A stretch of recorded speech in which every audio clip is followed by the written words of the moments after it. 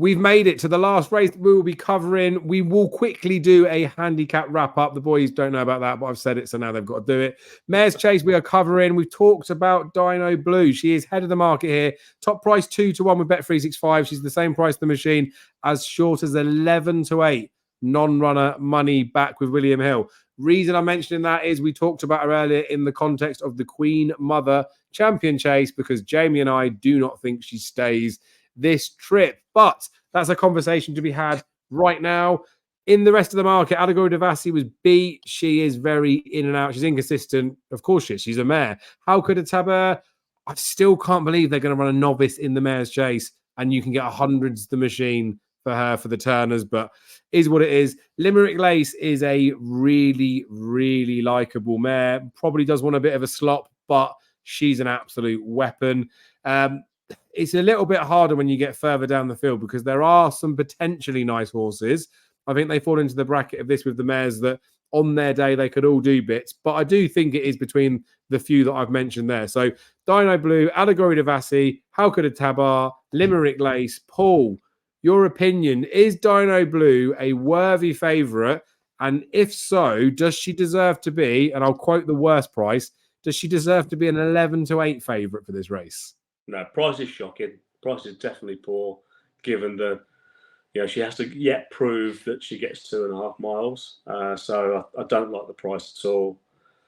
That said, I do think she's the most likely winner, and I do think she'll get 2.5 miles. They don't typically go that fast in this race, and I'm not sure what's going to take them on a real toe, if I'm honest. If you look at the likely runners, what's going to do that. And it might actually suit her to make her own pace. It might be one of those races where Paul Townend goes to the front and just dictates the pace himself. Given everybody else is going to think she's the best horse, she can get away with that. So yes, I think she is the most likely winner. Allegory Devassi, clearly she's got some jumping issues, but it came together okay in the Mare's Chase last year. She wasn't beaten too far by Impervious, was she? And Impervious was a horse that people were saying should have run in the Ryanair. Should run in the Ryanair this season rather. That would have been the Turners last year. Apologies. I've no issue about novices running the race. So we talk about the Halkett do Tabers of this race for this race. The issue I've got with her really is I think she wants soft ground. Typically we don't get it. If we did get it, then I'd be interested. But she's not anti-post for me. She'd be one that I'd be looking at, in the few days beforehand, or even a day or two beforehand. But I think she's decent.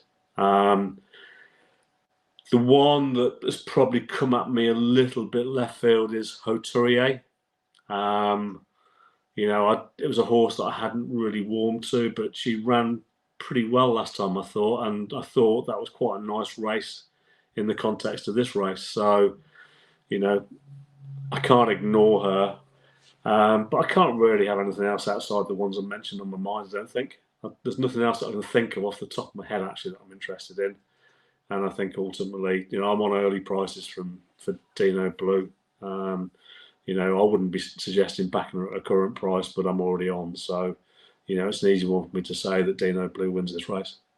Yeah, fair enough. And it is one of those, there's lots of things that happen through the season in the markets. We'll talk about opinions and fancies throughout the season on certain races. It feels a bit, not strange, but it feels a bit excessive how short the price of Dino Blue is.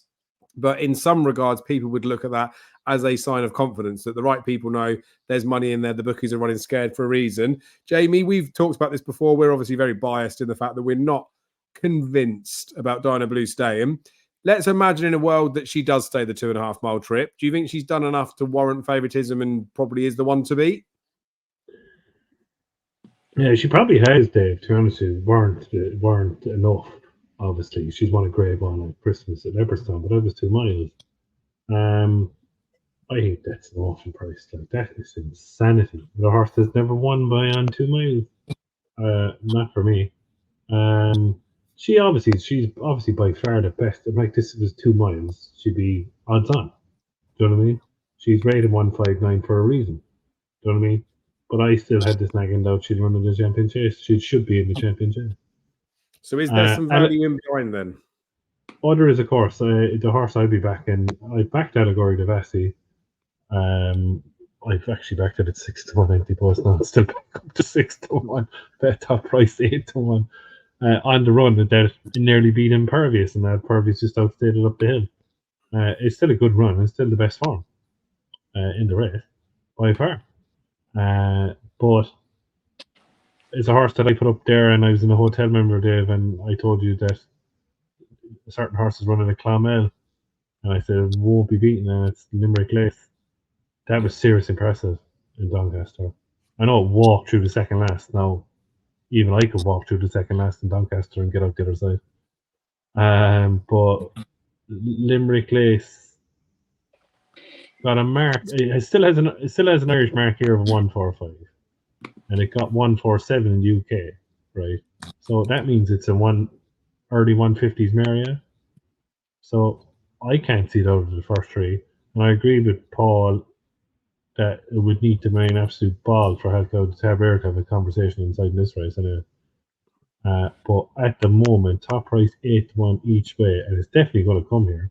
And she does have form on good ground, goodish-ish ground over the Limerick Lace. She's a cracking bet each way against Allegory Vedassi and Dino Luffy and 8-1. Yeah, actually, to be fair, I did have a noted down as an each way bet. So yeah, it's an each way bet. It's because how bad the race will probably cut up. Like, she's been proved all year that she's the improving mare. She's good. She's always there or thereabouts. Just forget about Dinah Blue in the race. Just forget about Dinah Blue in the race now for the time being. The improving horse all year is Limerick Lace. So 8-1 still is value for me. And that would be the horse I'd tip. Yeah, definitely Limerick Race 8-1 each way, bet 365. In you go. Yep, it work. Like, I think that's a good shout, Jamie. I think if you look at the race today, which is what we really have to do, and you're looking for a way into the race, then that she's the one that's the way in. Yep, she's as low as 5-1 non-runner money back, but we're saying that she's pretty much certain to go there. And there is a bit, you get it with the dogs a lot, like they say, follow a bitch in form. You can get it with the girls as well, right? Like put the kettle on when she won her arc, or even when she won her champion chase. It gets dismissed how being in form is a big thing. And I say this like jovially about the girls. Oh, it's mares, you can't trust the mares.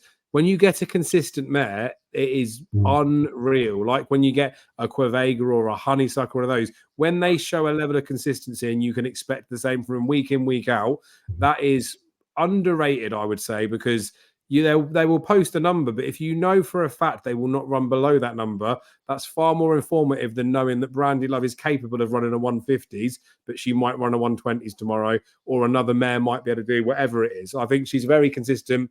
She's still a fair price, I think, to be fair. So we'll all agree on that, I reckon.